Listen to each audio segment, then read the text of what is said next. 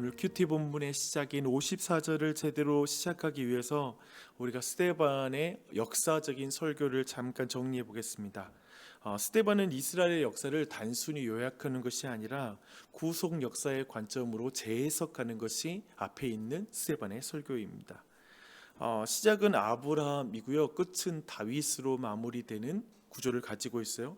여러분 한번 햄버거를 한번 상상해 보십시오. 보면 물론 하나님의 구속사를 햄버거로 비유하는 것은 적절하지 못한 것 같지만 좀 이해하는 데 좀 도움이 될 것 같습니다.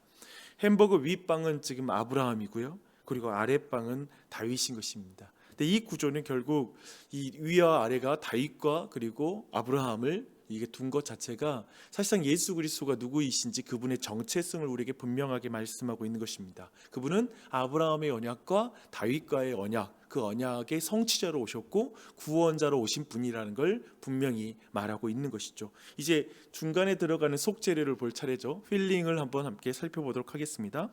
스데반 설교의 대부분이 어디에 있냐면요, 구약의 최대의 구원 사건인 출애굽과 모세에게 집중된 내용이 스데반의 설교의 주 내용이 되겠습니다. 그러니까 패티와 같은 모세의 위아래로 요셉과 선지자들이 이렇게 배치되어 있는 구조를 가지고 있습니다. 분량이 가장 많이 할애되어 있는 출애굽은 단순한 민족 해방이 아니라요, 하나님의 구원 사건과 이스라엘의 거절이 동시에 존재하는 역설적인 무대가 바로 그 자리입니다. 스데반은 모세가 장차 오실 참된 구원자의 예표라고 이렇게 말하고 있거든요. 그래서 그런 의미에서 이런 말을 하는 거예요. 너희 조상은 모세를 거절했고 이제 너희는 그리스도를 거절했다라는 이 메시지를 주고 있는 것이죠.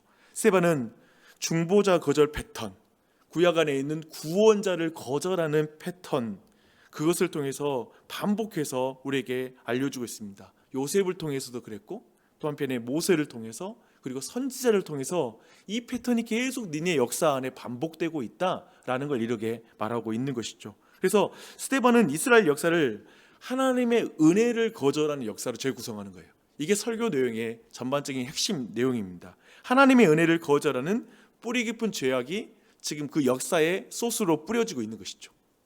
그렇죠? 그래서 여러분, 햄버거의 맛은 이렇게 속재료와 윗빵과 아랫빵에 스며드는 그것을 섞여서 맛을 내게 되잖아요. 근데 스데반의 설교가 바로 이스라엘의 역사의 속재료가 이렇게 인간의 죄성, 즉 구원자를 거절하는 부패한 패턴, 그러니까 부패한 소스인 거죠. 부패한 속재료인 것이죠. 그걸 드러내므로 말미암아 역설적이게도 유대인들이 그토록 존경하는 아브라함과 그리고 다윗과 맺은 언약까지도 너희들이 거부하고 있는 거다라고 이렇게 말하는 것으로 전체 설교가 이렇게 구성되어 있습니다. 그래서 51절부터 53절의 내용은 굉장히 강력하죠. 목이 곧고 마음과 귀에 할례를 받지 못한 사람들아, 너희도 너희 조상과 같이 항상 성령을 거스른도다. 너희 조상들이 선지자들 중에 누구를 박해하지 아니하였느냐? 의인이 오시리라 예고한 자들을 그들이 죽였고 이제 너희는 그 의인을 잡아준 자요 살인한 자가 되나니 너희는 천사가 전한 율법을 받고도 지키지 아니하였도다 아니라 라고 말씀합니다. 이제 이 말씀을 듣고 나서 사람들이 어떻게 반응합니까? 마음에 찔려 그를 향하여 이를 갈았다 라고 이렇게 말하고 있습니다. 근데 여기에서 이 마음에 찔려라는 그 원어적 표현이 뭐냐면 그냥 심장을 톱질해서 베이는 듯한 느낌을 표현한 것입니다. 드그득 드그득 어떤 소리까지 상상이 되죠. 그렇죠? 톱질이니까요. 톱질의 느낌. 우리말로는 칼로 심장을 도려내는 듯한 고통이라는 표현으로 쓰는 것 같아요. 근데 톱이 더 센 것 같아요. 그렇죠? 그런 느낌이 있어요. 근데 이렇게 번역하기보다는 제 생각에 좀 더 부정적인 뉘앙스를 한다면 속이 긁혔다라고 표현하는 것 같아요. 그냥 톱으로 긁히듯이 아주 거친 것으로 속이 긁혔다라는 표현이 적당할 것 같습니다. 근데 그들은 그 가운데 이를 갈며 이제 분노하죠. 왜 분노합니까? 스데반의 설교가 날조라서 분노하고 있는가? 아니면 스데반의 어떤 표현 하나가 너무 마음에 안 드니까 그것 때문에 짜증나서 지금 이렇게 분노하고 있는가? 라고 본다면 사실 스데반의 설교는 그들의 의견을 건드린 것이 아니라 그들의 존재 기반을 건드리는 거였죠. 그들의 모든 역사에 대한 그들의 어떤 깊은 곳을 지적하는 것이니까요. 스데반의 논리가 지금 틀려서 분노하는 것이 아니라 어떤 의미에서 내가 틀리면 안 되기 때문에 분노하는 것입니다. 이걸 주목할 필요가 있어요. 우리가 어떤 분노에 있어서 스데반의 말이 틀려서가 아니라 내가 틀리면 안 되니까 분노하는 게 굉장히 많습니다. 내가 틀려서 안 된다라는 이 태도는 사실상 내가 진리이다, 그리고 내가 왕이다 라는 그런 태도입니다. 이 태도가 깊이 있는 것이죠. 그래서 이를 갑니다. 이를 간다는 표현 자체가 뭐예요? 극단적인 적대감과 증오가 신체적으로 드러나는 표현이죠. 이를 갈았다라는 것이죠.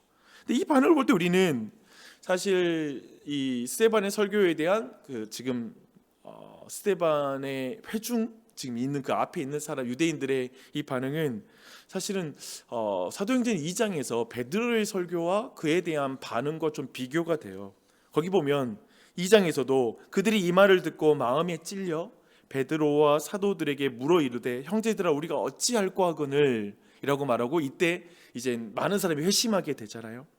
동일한 성령의 검으로 양심을 찌를 때 어떤 이는 생명을 얻게 되고 어떤 이들은 심판을 당하게 되는 것을 보여주고 있죠. 말씀의 찔림은 누군가에게는 은혜의 시작일 수가 있고요, 어떤 사람에게는 완고함의 폭발점이 되기도 합니다. 그렇죠? 그래서 누군가는 자기를 부인함으로 말미암아 회개에 이르게 되고 누군가는 자기 보호를 위해서 분노하게 되는 것이죠. 여기서도 핵심은 뭐예요? 자기 중심성이 있어요. 그래서 죄가 드러날 때 인간은 겸손이 무너지거나 격렬히 저항한다라고 칼빈은 말하고 있습니다. 근데 여러분 주목할 건 이 둘을 나누는 게 뭐냐 이거예요. 이런 상반된 태도를 나누는 건 뭐냐 했을 때 그것은 자아의 위치입니다. 아까 제가 이런 표현을 썼죠. 내가 틀리면 안 되는 거. 그렇죠? 지금 스데반은 조상들의 패턴을 지금 스데반의 회중들은 조상들의 패턴을 그대로 따라가는 반응을 지금 보이고 있습니다. 어떤 의미에서 지금 우리 모두도 여전히 그리스도인들로서도 동일하게 이 조상들의 패턴 앞에 서 있는 것 같아요. 오늘날에도 그 동일한 말씀을 들었는데 그렇게 다른 해석을 할 수 있을까? 라는 것을 우리는 어떤 교회 안에서도 심심찮게 그걸 경험하게 돼요. 어떻게 그 말씀을 그렇게 들을 수 있지? 라고 하는 상반된 태도를 경험하게 됩니다. 근데 항상 이게 옳은 것 같아요. 항상 겸손한 마음으로 하나님의 말씀을 받는 것이 바른 해석이라고 믿습니다. 바로 그 위치가 너무나 중요하다는 것이죠. 이제 말씀 계속 이어가도록 하겠습니다. 이제 스데반은 사리가 가득한 이제 시선, 사람들의 시선을 막 느끼고 있잖아요. 그 상태에서 그는 그 분노의 시선에 삼켜지지 않습니다. 사실 많은 사람들이 누군가 나를, 그러니까 100명, 200명이 나를 너무나 좋아하는 표정을 짓고 있어도 한 사람의 분노의 시선에 삼켜지는 경우가 있거든요. 그건 굉장히 강력하잖아요. 근데 사도 바울은 이제 스데반은 다른 시선을 가지고 있는 거죠. 55절입니다. 스데반이 성령 충만하여 하늘을 우러러 주목하여 하나님의 영광과 및 예수께서 하나님 우편에 계신 것을 보고 말하되 보라 하늘이 열리고 인자가 하나님 우편에 서신 것을 보노라 한데, 스데반의 시선은 하늘을 향하고 있죠. 단지 그냥 하늘을 바라보는 게 아니에요. 스데반은 성령에 충만하여 하늘을 우러러 봤다라고 이렇게 말하고 있습니다. 이 하늘을 봤다라는 건 뭐냐면 하나님의 보좌, 그리고 하나님 나라의 법정을 응시했다. 어떤 의미에서 사람들은 눈빛으로 우리는 누군가를 심판하잖아요. 이 땅에서의 사람들의 시선의 심판을 받는 게 아니라 하나님의 시선을 의식했다라는 이런 말입니다. 그리고 하나님의 영광을 봤다라고 말하고 있습니다. 이 표현은 뭐냐면 모든 상황을 통치하시는 하나님을 봤다라는 것입니다. 지금 이 상황에서 무슨 일이 벌어질 것 같은 그 상황이 아니라 하나님의 통치하심을 바라본 것이죠. 그리고 예수님께서 우편에 서 계신 것을 보았다라고 말하고 있습니다. 일반적으로 그리스도의 보좌 우편에 앉아 계심이 통치의 완성을 가리키는 의미입니다. 그런데 여기는 독특하게 그리스도가 서 계셨다라고 표현하고 있습니다. 그리스도께서 서 계신 것은 이제 순교자를, 이제 저 스데반을 예수님이 변호하고 계신다, 그리고 맞이하신다라는 것, 버선발로 뛰어나와 맞이하신다는 표현이 여기 안에 드러나 있는 것이죠. 예수님이 서 계십니다. 그리스도께서 증인을 맞이하고 계십니다. 굉장히 위로가 되는 말씀이죠. 그렇죠? 하나님이 보고 계세요. 우리가 하나님 볼 때 먼저 하나님 우리 보고 계세요. 오늘 내가 하나님 바라보기 전에 이 자리에 우리 하나님 바라보기 위해서 왔잖아요. 먼저 하나님이 보고 계세요. 굉장한 위로죠. 근데 여기서 주목할 건 뭐냐면 이게 굉장히 위로가 되는 건 맞는데, 이것은 스데반 환상은 죽음 직전의 위안이 아니라, 그러니까 죽기 전에 내가 너를 위로하고 있다라는 그런 위안을 넘어서서 내가 지금 통치하고 있어 라는 걸 믿으라고 하는 통치에 대한 계시입니다. 이걸 주목할 필요가 있습니다. 저 본 것 자체, 스데반을 보는 순간에 크게 위로받는 거, 나 죽어도 좀 부푼에 안길 거야 라는 위로도 있겠지만, 지금 예수님이 이 상황을 다 통치하고 계셔 라는 이 놀라운 사실을 보여주고 있다는 것이죠. 굉장히 중요하죠. 그렇죠? 위로가 아니라 계시를 본 그 스데반, 그는 어떻게 하냐면 이제 다니엘서 7장의 계시를 연상해요. 그러니까 계시를 보면 계시를 생각합니다. 다니엘 7장의 인자에 대한 예언의 말씀을 그는 말해요. 이렇게 말하는 거죠. 내가 다니엘서 7장에 예언한 심판의 인자, 영광의 인자, 통치의 인자를 내가 지금 보고 있노라 라고 말합니다. 그분은 바로 예수 그리스도시다 라고 이렇게 사람들에게 선포하는 것이죠. 그걸 증언하는 것입니다. 참으로 증인은 보는 것을 말하는 자입니다. 이 말은 증인에게 우리 주님이 반드시 자신을 보여주신다는 말씀입니다. 사랑하는 여러분, 오늘 하루에 주님을 보고 싶으세요?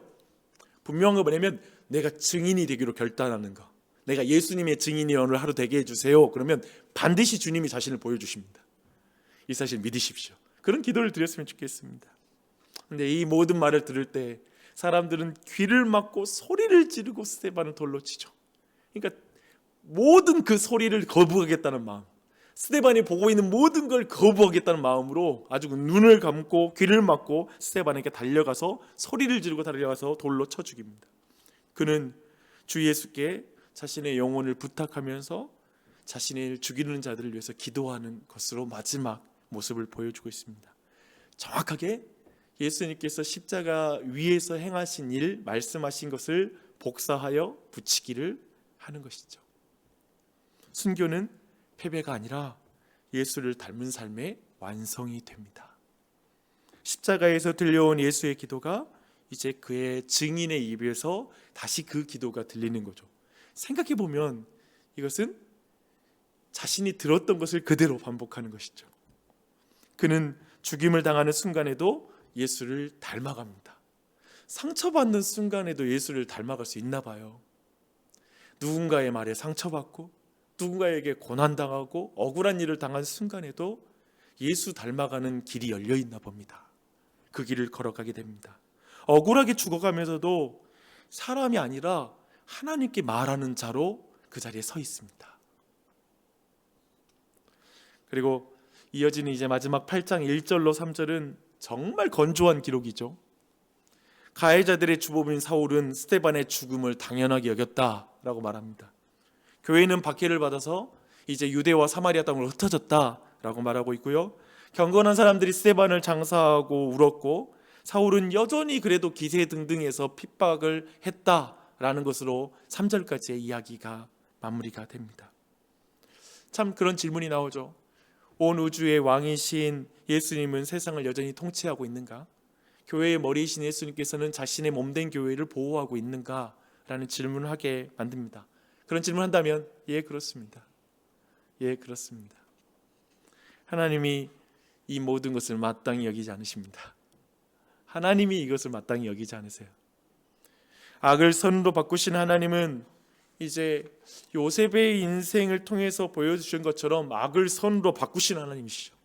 이 모든 걸 역전할 때에 가장 그 역전할 기본점을 보여주는 것뿐이죠. 이걸 바꾸실 거예요. 구원자를 거절한 패턴을 완전히 바꾸셔서 하나님의 역사가 이제 시작될 것입니다. 모세를 통해서 보여주신 것처럼 그 모든 걸 이제 완전히 이루어 나가실 것입니다. 그래서 8장 1절부터 3절은 거침돌이 아니라 디딤돌이 되는 걸 하나님의 손이 이제 보여주는 것이죠. 예루살렘에 머문 교회가 유대와 사마리아 땅으로 흩어진 것이죠. 이건 그죠? 사울은 훗날에 복음의 가장 강력한 증인이 될 것입니다. 아멘. 지금도 다 이해되지 않는 지금 이 순간에는 너무 이해되지 않는 이야기일지 모르겠지만, 오늘 당장에는 고통스러운 이야기일지 모르지만, 하나님은 더 큰 이야기를 여러분 신뢰하십시오. 하나님이 그렇게 이끌어 가겠다라고 오늘 말씀하고 있습니다. 아멘. 쭉 오늘 말씀의 내용들을 그냥 설명을 해드렸습니다. 한 4가지 정도의 기도를 할 수 있을 것 같아요. 이런 기도를 드리면 좋을 것 같습니다. 동일한 말씀의 칼날이 어떤 심령은 회개로, 어떤 심령은 분노로 나뉘게 되는데, 주님, 늘 내 마음의 왕자에서 내가 내려와서 겸손함으로 늘 하나님 내 양심을 찌르는 말이 회개로 나아가는 은혜를 베풀어 주시옵소서. 오늘도 좀 고깝지 않은 말, 나를 불쾌하는 말 들어도 그것이 나를 돌아보고 더 회개하며 주님께 나아가는 그런 날이 되게 해주십시오. 이런 기도를 드렸으면 좋겠습니다. 두 번째는, 사람들은 이를 갈지만 스데반은 하늘을 보죠. 그렇죠? 오늘 수없이 많은 사람들의 반응과 사람들이 나를 대하는 말들과 행동들이 되게 많을 것 같아요. 근데 그 순간에 사람에게 이를 갈아도 소용없는 것 같아요. 같이 이갈고 막 미워할 게 아니라, 또 그 사람들의 어떤 시선에 우리가 함몰되지 말고 하나님을 바라보게 해주시옵소서. 그 순간순간마다 내가 하나님 보는 내가 되게 해주십시오라고 기도했으면 좋겠어요. 그리고 세 번째 기도는, 주님, 내가 상처를 받는 순간에도 주님 닮아갔으면 좋겠어요.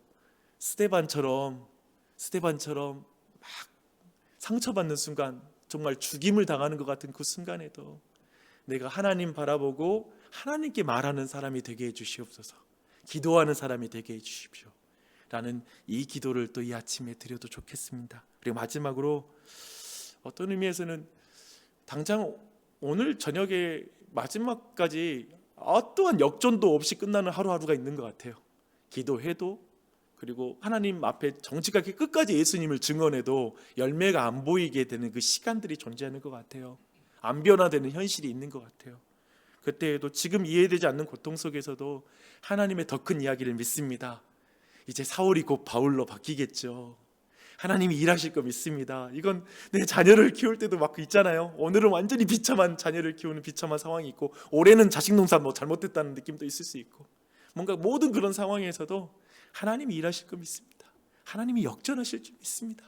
하나님이 더 큰 이야기 가운데 써가 주시옵소서라고 기도하는 우리 모두가 됐으면 좋겠습니다.